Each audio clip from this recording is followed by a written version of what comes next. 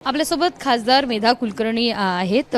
ताई, रोज नवे नवे प्रकार समोर येत आहेत. त्याच्यातलं महत्त्वाचा प्रकार असा आहे की नाशिकमधल्या TCS कंपनी जी आहे, कॉर्पोरेट जिहाद दिसून आला आहे. बाहेरच्या देशातून त्यांना पैसे पुरवले जात आहेत असा सगळा आरोप आहे.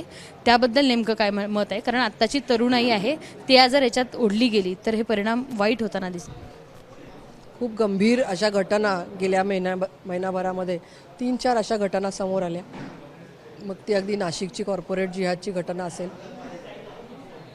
सायली सुर्वे हिला तिचा नवरा जो फरार म्हणून घोषित केला तो घेऊन काय गेला असेल ती घटना असेल, किंवा अमरावतीची घटना असेल की ज्याच्यामध्ये 150-200 भगिनींचं शोषण एका अन्सारी नावाच्या व्यक्तीने केलं. मला असं वाटतं की महाराष्ट्र शासन अत्यंत जागरूकतेने याच्यावर कारवाई करत आहे. पण समाजामध्ये एक आवाहन मी करू इच्छिते की थोडंसं महिला भगिनी असतील किंवा युवक जे असतील ते गरीब असतील, त्यांच्या गरिबीचा फायदा घेऊन किंवा त्यांच्यावर दबाव टाकून त्यांना काही आर्थिक मदत करणं असेल किंवा दबाव टाकणं असेल, या माध्यमातून धर्मपरिवर्तन असेल, नमाज पढण्यासाठी सक्ती असेल, हे सगळं केलं जातं. तर त्याच वेळेला जर त्यांनी पोलिसांशी संपर्क केला किंवा स्थानिक लोकप्रतिनिधींशी संपर्क केला तर मला असं वाटतं की पुढे घडणारी जी दुर्घटना आहे ती टाळली जाऊ शकते.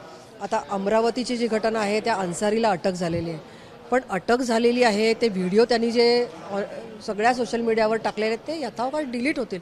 पण आधीच झालेली जी काही चारित्र्य हननाची जी काही गोष्ट आहे त्याची हानी कशी भरून काढणार? त्यामुळे प्रत्येकाच्या आयुष्यामध्ये आपलं जी काही हानी झालेली आहे त्या मुलींच्या, युवतींच्या, ती भरून काढणं हे शासनाला शक्य नाही आहे. आणि त्यामुळे ही हानी होणार नाही यासाठी प्रत्येक युवतींनी, प्रत्येक युवकांनी सतर्क राहण्याची आवश्यकता आहे. आणि प्रामुख्याने ही मोडस ऑफ ऑपरंडी ही विशिष्ट समाजाच्या लोकांकडनं केलेली दिसते की जिथे जिथे गरीब लोक असतील, जिथे जिथे अशा युवती असतील, त्यांना एक तर सक्ती तरी करायची किंवा त्यांना मोहाला तरी बळी पडायचं, त्यांना काही पैशांचं लांगुल चॅनल द्यायचं, त्यांना आडनाव बदलून, नाव बदलून, स्वतःची आयडेंटिटी लपवून, खोटं आधार कार्ड दाखवून, अशा प्रकारे हिंदू असल्याचा बहाणा करून, लग्नाचं आश्वासन देऊन, प्रेमाचं जाळं विणून अशा प्रकारे कुठंतरी अडकवलं जातं. या सगळ्या गोष्टी करायला जी यंत्रणा लावली जाते त्या यंत्रणेसाठी बाहेरून पैसा येतो, विदेशातून पैसा येतो, अशी पण काही गोष्टी लक्षात आलेल्या आहेत. तर या सगळ्या गोष्टींवर शासन काम करतं आहे. पोलीस स्टेशनला सुद्धा प्रत्येक पोलीस ठाण्यामध्ये माननीय देवेंद्रजी आपले महाराष्ट्राचे मुख्यमंत्री यांनी सूचना दिलेल्या आहेत की जिथे जिथे अशा कुठल्या घटना दिसतील किंवा शंका जरी येईल त्या ठिकाणी लवकरात लवकर त्याचा तपास केला जावा. आता नाशिकचे जे आरोपी आहेत त्या 9 जणांना सुद्धा अटक केलेली आहे. त्याच्यामध्ये ज्या पीडित आहेत त्याच्यामध्ये एक युवकसुद्धा आहे.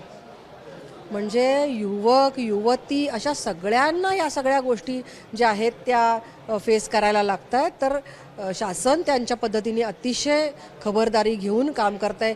अशा इतर कुठल्या कॉर्पोरेट कंपन्या आहेत का की जिथे हे चालू आहे, आंतरराष्ट्रीय कंपन्या आहेत का, तिथे सुद्धा ह्याची माहिती घेतली जाते.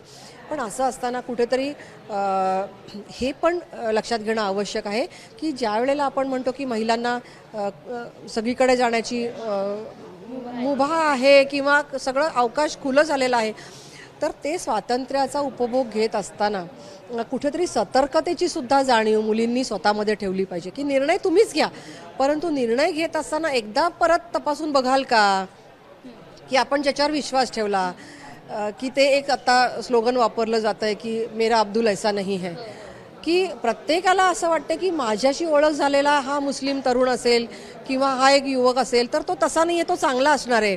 लव जिहाद विरोधी किंवा आहे हा दूर होण्याची गरज आहे. तो दूर झाल्यानंतर तुम्हाला स्वातंत्र्य आहे ना कोणाबरोबर राहायचं याचं, पण पहिल्यांदा तो चांगला आहे का याची तर खात्री करून घ्या. अशा अनेक लव जिहादच्या घटना आहेत की लग्न करण्यापूर्वी वेगळी आश्वासन दिली गेली आणि लग्न झाल्यानंतर केवळ मुलं उत्पन्न करण्याची फॅक्टरी असल्यासारखं तिला घरामध्ये कोंडून ठेवलं गेलं. तिला स्वयंपाकघरातून बाहेरही येता येत नाही, घरामधून बाहेर पडता येत नाही, तिने कित्येक दिवसामध्ये सूर्य पाहिलेला नाही आहे.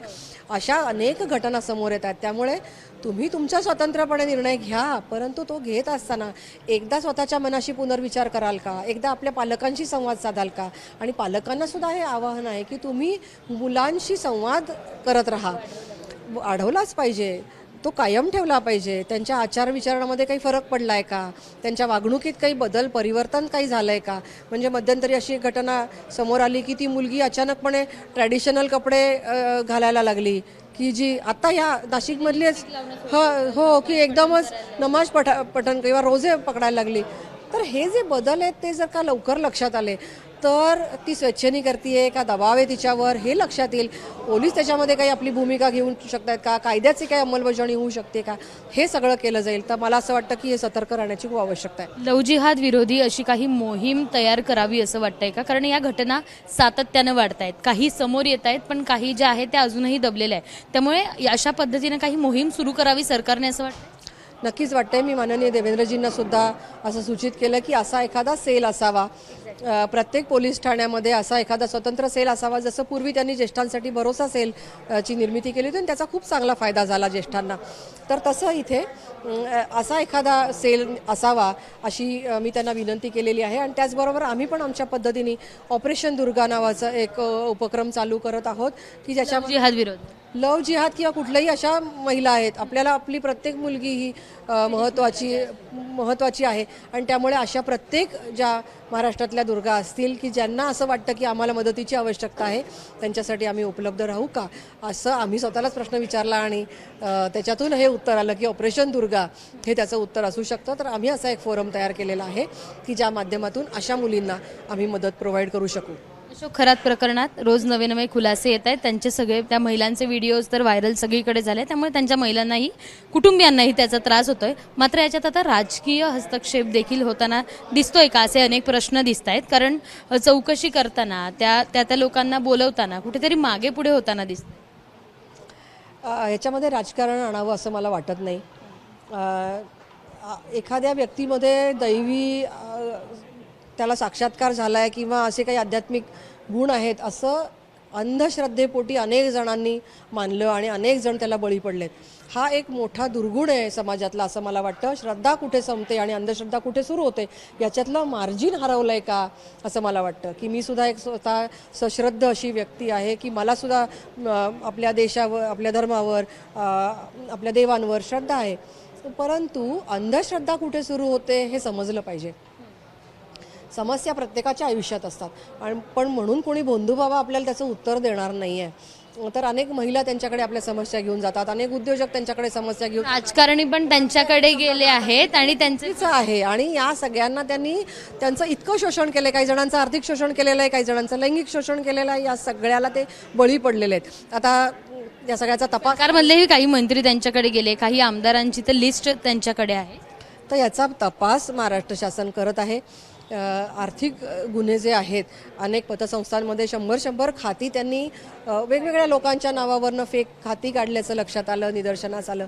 या सगळ्याची माहिती घेऊन तिथे आता ईडीची कारवाई चालू आहे. छापे टाकून माहिती घेण्याचा किंवा आणखी अधिक इन्फॉर्मेशन किंवा आणखीन काही अशी अवैध संपत्ती मिळते का त्याचा तपास करण्याचं काम चालू आहे. तर मला असं वाटतं की आणखीन भरपूर गोष्टी उजेडात येऊ शकतात. पण या सगळ्या गोष्टी उजेडात येणं आणि त्यांच्यावर कारवाई होणं यासाठी शासन सतर्क आहे, कटिबद्ध आहे, एवढंच या निमित्ताने सांगते. पण जर बघितलं राज्यभर असा कुठलाही जिल्हा नाही जिथे महिलांचं शोषण होत नाहीये, त्यांच्यावरचे प्रॉब्लेम्स आहेत ते वाढत आहेत. राज्याच्या महिला आयोगाच्या अध्यक्षाच महिलांच्या बाबतीच्या ह्याच्यात त्यांना राजीनामा द्यायला लागतो. नेक्स्ट अध्यक्षांबाबत काही चर्चा झाली आहे, कोणती नावं तुम्ही सुचवलेली?